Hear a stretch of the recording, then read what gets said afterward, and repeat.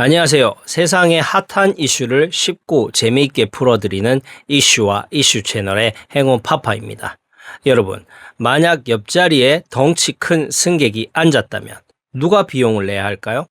바로 이 질문 때문에 지금 한을 위해서 전쟁이 터졌습니다. 여러분이라면 어떡하시겠어요?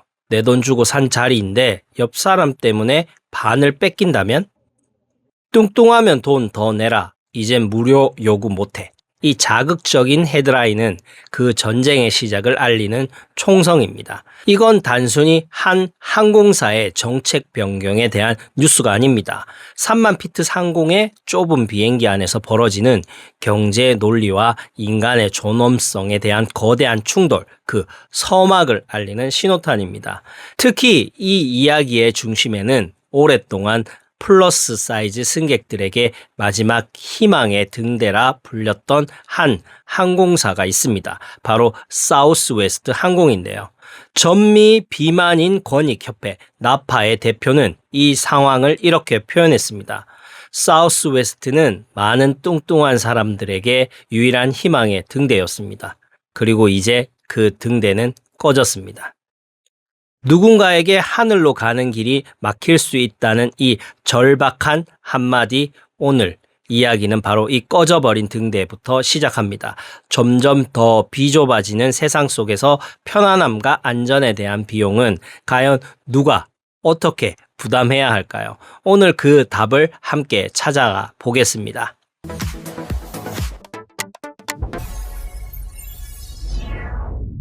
이야기의 시작은 바로 사우스웨스트 항공사의 고객 사이즈 CDC 정책의 변경입니다.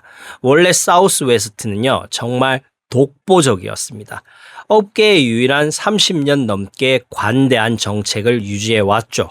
추가 좌석이 필요한 승객은 좌석 2개를 샀다가 나중에 항공편이 만석이든 아니든 두 번째 좌석 요금을 전액 환불받을 수 있었습니다. 이건 단순한 환불 정책이 아니라 당신의 몸이 어떻든 우리는 당신을 손님으로 존중하며 편안한 여행을 보장하겠다는 항공사의 약속이자 철학이었습니다. 심지어 공항에 와서 자리가 남으면 공짜로 옆자리를 더 쓸 수도 있었죠. 그런데 이 모든 것이 바뀝니다. 이제 환불은 보장되지 않고 항공편에 빈 좌석이 있어야만, 그것도 아주 까다로운 조건 하에서만 가능해집니다. 만약 미리 추가 좌석을 안 샀는데 공항에서 필요하다 판단되면 만석일 경우엔 그 자리에서 다음 비행기를 타야만 합니다. 상상만 해도 아찔하죠. 여행객 전체가 망가질 수도 있는 겁니다. 그런데 이건 단순히 정책 하나 바꾼 게 아닙니다.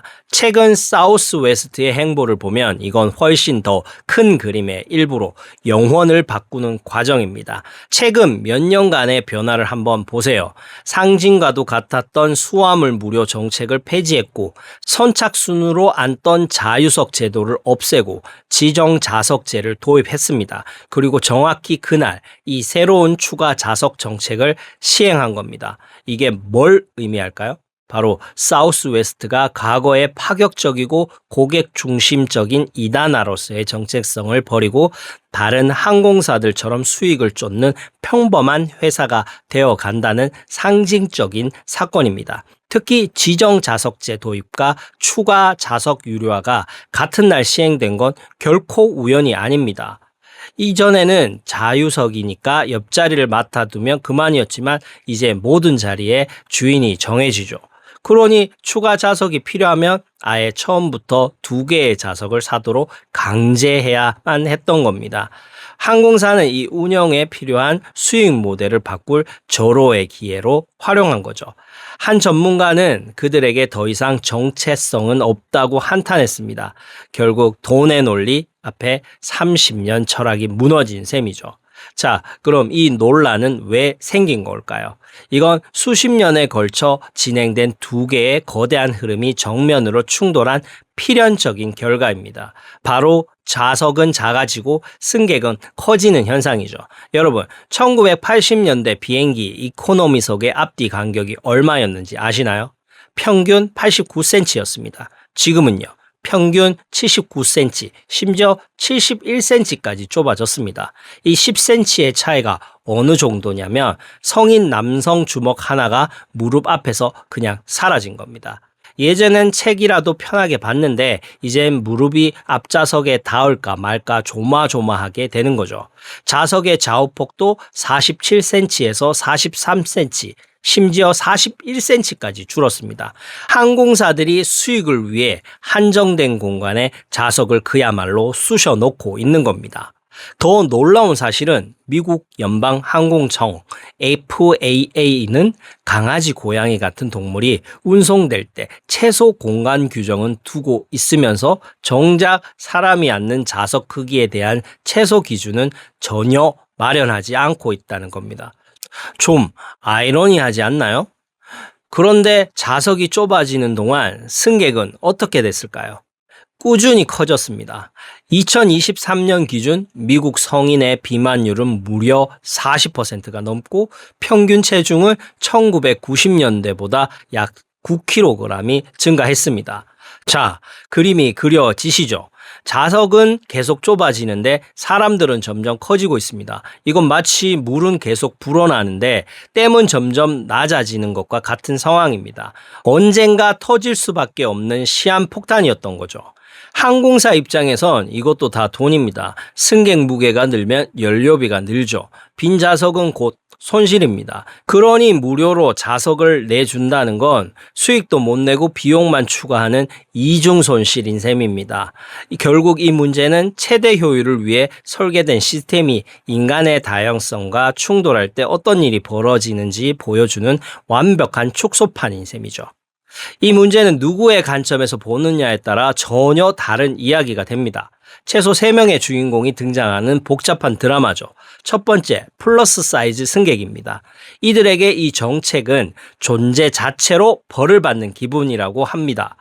비행기를 타기 며칠 전부터 스트레스가 시작됩니다.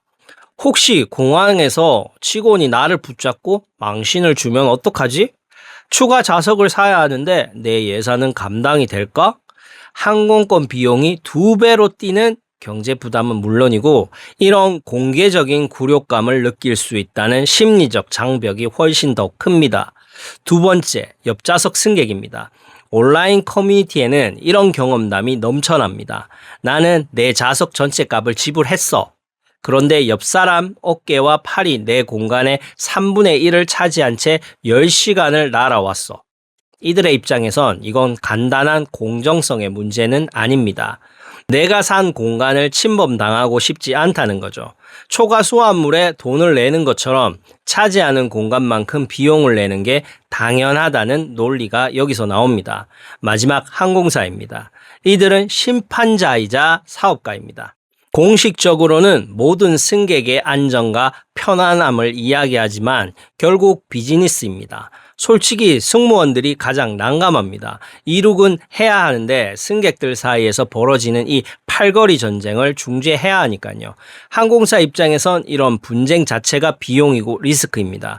그러니 아예 규칙을 만들어 분쟁의 소지를 없애고 그 과정에서 추가 수익까지 올릴 수 있다면 마다할 이유가 없는 것이죠. 보시는 것처럼 대부분의 항공사들이 이미 비슷한 정책을 시행하고 있습니다. 결국 이건 승객 대 승객의 싸움처럼 보이지만 그 본질은 좌석을 빽빽하게 만들어 문제를 유발하고 그 문제 해결의 책임을 승객에게 떠넘기는 승객 대 항공사의 비즈니스 모델의 대립인 셈입니다. 그럼 이 정책은 합법일까요? 차별은 아닐까요? 미국 항공법 ACAA는 장애를 이유로 한 차별을 금지합니다. 하지만 비만이 법적으로 장애인지에 대한 명확한 규정이 없습니다. 이 거대한 회색지대 속에서 미국 교통부는 항공사가 추가 좌석을 무료로 제공할 의무는 없다고 못 박았습니다. 소송이 대부분 실패한 이유죠. 물론 캐나다처럼 비만을 장애로 인정해 무료 추가 좌석을 제공하는 나라도 있고 에어 프랑스처럼 두 번째 좌석을 할인해주고 비행기 만석이 아니면 환불해주는 중간 지점을 택한 곳도 있습니다. 하지만 미국은 결국 규제의 공백 상태에 놓여 있습니다. 정부는 좌석 크기나 장애 정의에 대한 명확한 기준을 만드는 데 실패했고 그 공백 속으로 항공사들의 시장 논리가 파고든 겁니다. 우리 표준에 안 맞으면 돈 더 내라는 거죠. 결국 지금의 분노는 산업과 사람의 변화 속도를 따라잡지 못한 공공정책의 실패에서 비롯된 증상이라 볼 수 있습니다.